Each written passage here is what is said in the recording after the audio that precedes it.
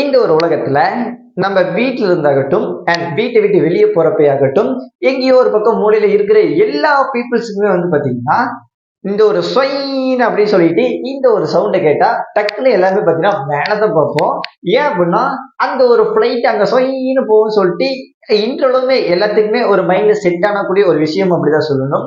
இப்படி பறக்கக்கூடிய இந்த ஒரு பிளைட்டு எதுக்காக மேல இப்படி பறக்குது? இப்போ ஒரு நார்மலா ஏர்ல பாத்தீங்கன்னா ஒரு கல்லை தூக்கி போட்டோம்னா சொயின் கீழே வந்துருது. இந்த ஒரு கல்லை வெயிட்டே ஏர்ல தாங்க முடியாம இருக்கக்கூடிய இந்த ஒரு ஸ்டேஜ்ல இந்த ஒரு பிளைட் எவ்வளவு வெயிட் இருக்கும், அதுக்குள்ள பயணிக்கிற பேசஞ்சர்ஸ் ஆகட்டும், ஸோ எத்தனை பேர் எவ்வளவு வெயிட்டா இருப்பாங்க, ஏன் அது மட்டும் அப்படியே மேல பறக்குது அப்படின்னு சொல்லிட்டு கொஞ்சமாச்சு யோசிச்சு பார்த்துருக்கீங்களா? பட் ஆனா நான் யோசிச்சு பார்த்துருக்கேங்க. ஸோ அது வேணா ஒன்றும் அப்படின்னு சொல்லணும். இப்ப இது எதுக்காக மேல பறக்குது? இதுக்கு என்ன ஒரு சயின்ஸ் இருக்கு? எதனால இது இப்படி மேல பறக்குது? இதுக்கு எதுக்கு யாரு கண்ட்ரோல் பண்ற? உள்ள எத்தனை பேர் இருப்பாங்க? என்ன ஏது அப்படின்னு சொல்லிட்டு இது மாதிரியான எல்லா குழப்பமான விஷயங்களுக்கும் இந்த ஒரு வீடியோல ஃபுல் அண்ட் டீட்டெயிலா ஆன்சர் பண்ணிடுறேன்.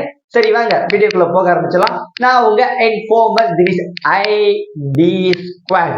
ஒரு ஃபிளைட்டு நம்ம வானத்துல இப்படி பறக்கிறதுக்கு பாத்தீங்கன்னா 3 பொருள் தேவைப்படுது. மெயின் இம்பார்ட்டன்ட் திங்ஸ் அப்படின்னு சொல்லணும்.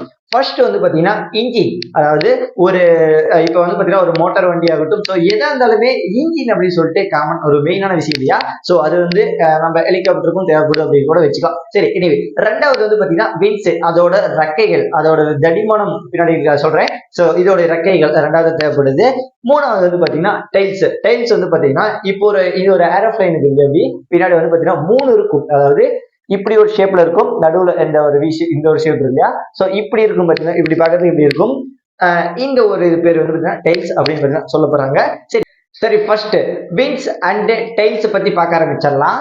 ஒரு பிளைட் இப்படி இருக்கிறப்ப இது ஒரு ரெக்கை சைடுல வருது இல்லையா? இந்த ஒரு ரெக்கை இப்படி இருக்குது அப்படிங்கிறப்ப இந்த ஒரு ஏர் ஃபாயில் அப்படின்னு சொல்லிட்டு ஒரு பொருளை பொருத்தி இருப்பாங்களாமா. இது எதுக்கு யூஸ் ஆகுது அப்படிங்கிறப்ப இந்த ஒரு ஏர் ஃபாயில்ல இப்படி காத்து சைடுல இப்படி படுறப்ப இந்த ஒரு காத்து பாத்தீங்கன்னா கீழே பாத்தீங்கன்னா போகும், பயங்கர வேகமா போகும்.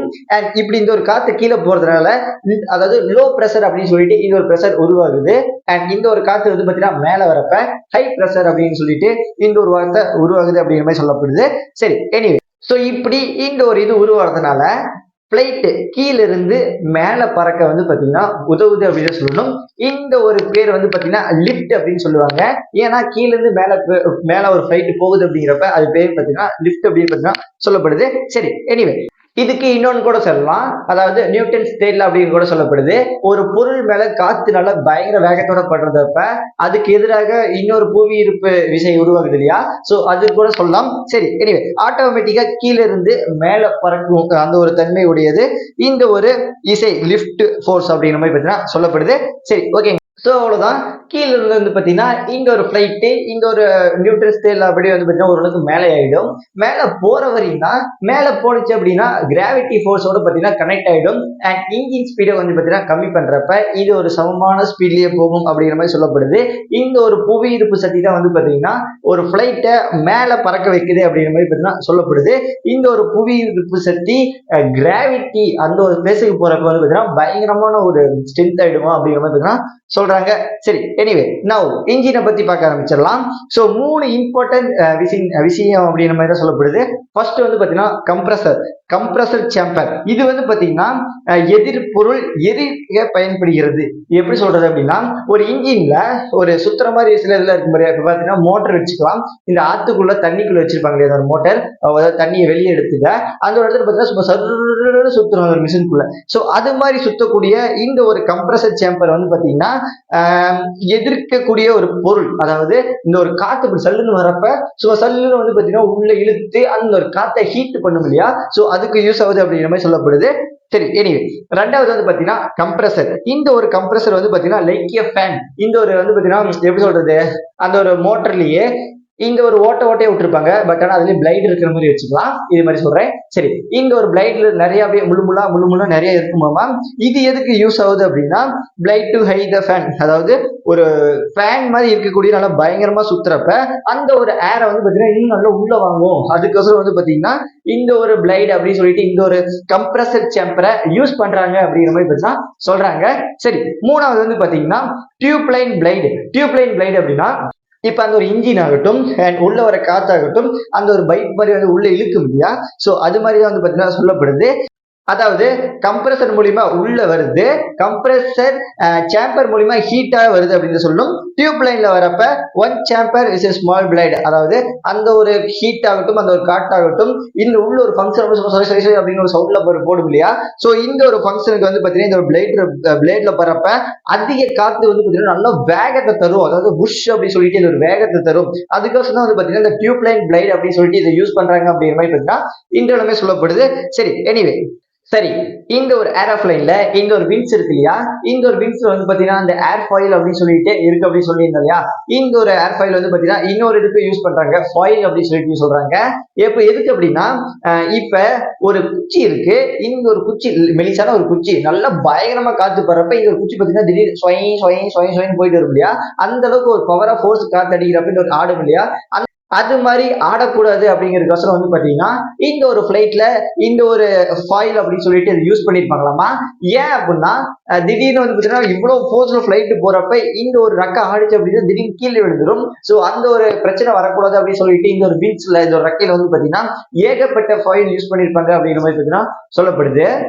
அண்ட் இந்த ஒரு விங்ஸ்ல ரெண்டு இது இருக்கு, அதாவது எப்படின்னா பிளாப் அண்ட் ஸ்லாப். ஒரு பிளைட் இப்படி போகுது அப்படின்னா திடீர்னு சொயின் இப்படி திரும்புது இல்லையா? சோ அந்த ஒரு டைம் அப்போ வந்து பாத்தீங்கன்னா திரும்புறப்ப, அதாவது இப்படி ஒரு பிளைட் போறப்ப இப்படி திரும்புது அப்படின்னா இந்த சைடு இருந்து வந்து பாத்தீங்கன்னா ஒரு பிளைடு உருவாகுமா, தனியா வந்துருமோமா. அந்த ஒரு பிளைடு வந்து பாத்தீங்கன்னா கண்ட்ரோல் பண்ணுது. எதுக்கு அப்படின்னா ரொம்ப கீழே சாயாம ஒரு கண்ட்ரோல் பண்ணுது அப்படிங்கிற மாதிரி சொல்லப்படுது.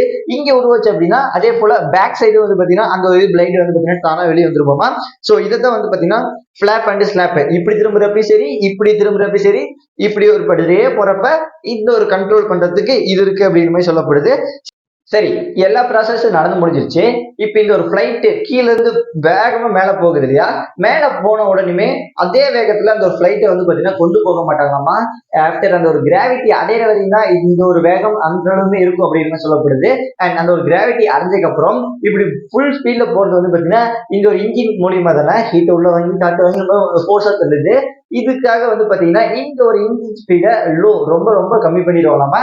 அண்ட் அப்படி இருக்கிறப்ப வந்து பாத்தீங்கன்னா ஒரே மிதமான ஸ்பீட்ல போகும். அதுக்கோசரம் வந்து பாத்தீங்கன்னா இந்த ஒரு இன்ஜின் ஸ்பீட கம்மி பண்ணிடுறாங்க அப்படிங்கிற மாதிரி சொல்லப்படுது. சரி, அண்ட் ஒரு ஏரோப்ளைன் திசை மாறி போறப்ப வந்து பாத்தீங்கன்னா இதை கண்ட்ரோல் பண்றதுக்கு அந்த ஒரு ஏரோப்ளைன் பின்னாடி வந்து பாத்தீங்கன்னா பின்னாடியும் முன்னாடியும் ஒரு திட்டு மாதிரி ஒன்று வெளியே வரும்னு சொல்லியிருந்தேன் இல்லையா?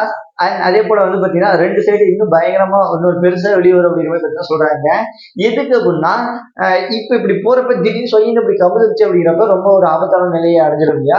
அதுக்காக வந்து பாத்தீங்கன்னா இதை கண்ட்ரோல் பண்ணிட்டாங்களாமா. ஏன்னா இன்ஜின் ஸ்பீட் லோ பண்றப்ப ஒரு மிதமான ஸ்பீட்ல தான் போகும். அப்படி இப்படின்னு ஆடுறப்ப வந்து பாத்தீங்கன்னா இந்த ஒரு இது வந்து பாத்தீங்கன்னா தடுக்கும். ஆல்ரெடி பாத்தீங்கன்னா டக்குனு மேல போனா வெளியே வந்துடும். சோ இந்த ஒரு ஸ்பீடை வந்து பாத்தீங்கன்னா கண்ட்ரோல் பண்றதாகட்டும் இந்த சைடு விழுகாம இதை தடுக்கும் அப்படிங்கிற பாத்தீங்கன்னா சொல்லப்படுது. சரி, இது வந்து பாத்தீங்கன்னா ஏரோப்ளைன் டெர்ன் ஆகிறதுக்கும் யூஸ் ஆகுது, நம்ம ஃபர்ஸ்டே சொல்லியிருந்தோம் இல்லையா? ஸோ அதே போல அண்ட் இந்த ஒரு ஏரோப்ளைன் மேல போகுது, ஸ்பீடா போகுது, ஒரே நிலையா போகுது, இந்த ஸ்பீடை கம்மி பண்ணும், இப்படியே இருக்கு இல்லையா? கீழே இறங்கிறதுக்கு என்ன பண்ணுவாங்க அப்படின்னு சொல்லிட்டு கேட்கிறப்ப இந்த ஒரு ஏரோப்ளைன் கீழே இறக்கிறதுக்கு அவசரம் வந்து பாத்தீங்கன்னா இந்த ஒரு இன்ஜின் ஸ்பீடை ரொம்ப லோ பண்ணுவாங்களாமா. அண்ட் இந்த ஒரு சொல்லுவாங்க இல்லையா? இந்த ஒரு ஸ்டேரிங் வந்து பாத்தீங்கன்னா ஒரு லிமிட்டான ஒரு ஸ்பீட்ல திரும்புறப்ப இந்த ஒரு கீழே வெளியே வரும்னு சொல்லியிருந்தேன். சோ அதே போலதான் கீழ் நோக்கி கொண்டு போறப்ப அந்த ஒரு கிராவிட்டி ஃபோர்ஸ் இருக்கிற வரையும் தான். அண்ட் அதுக்கப்புறம் வந்து பாத்தீங்கன்னா இந்த ஒரு கிராவிட்டி ஃபோர்ஸ் கூட கீழே வந்துச்சு அப்படிங்கிறப்ப ஃபுல்லாவே இன்ஜின் கண்ட்ரோல் தானே. இது ரொம்பவே ஸ்பீடு லோ பண்றப்ப வந்து பாத்தீங்கன்னா மேல இருந்து வரப்ப இன்னும் ஸ்பீடா வரும். சுத்தமா இன்ஜின் ஸ்பீட் ரொம்ப கம்மி பண்றப்ப ஓரளவுக்கு மிதமான ஸ்பீட்ல வரும் அப்படிங்கிற பாத்தீங்கன்னா சொல்றாங்க. ஆட்டோமேட்டிக்கா லோ ஸ்பீட்ல கீழே வந்து பாத்தீங்கன்னா இறங்கிடும். அதாவது டேக் டு ஃபிளைட் டவுன் அப்படின்னு பத்தி தான் சொல்றாங்க. சோ இப்படி வந்து அழகா இப்படி இறங்கணுமா. சோ இந்த ஒரு விஷயத்தை கேட்கிறப்பதான் இந்த ஒரு பிளைட் வந்து பாத்தீங்கன்னா மேல பறக்குதா இப்படிதான் பறக்குதா அப்படிங்கிற தோணுது. எனக்குமே இட்ஸ் டிஃபரெண்ட் அப்படின்னு சொல்லணும். சோ இதனாலதான் பறக்குதா அப்படிங்கிறப்ப இதை சர்ச் பண்ணி பார்க்கறப்பதான் தெரியுது, ஒரு பயங்கரமான ஒண்ணுதான். சோ சரி, இந்த ஒரு வீடியோ பார்த்தீங்கன்னா கண்டிப்பா உங்களுக்கு யூஸ்ஃபுல்லா இருக்கும்னு நினைக்கிறேன். மறக்காம நம்ம சேனலை சப்ஸ்கிரைப் பண்ணி சப்போர்ட் பண்ணுங்க. நன்றி, பாய்.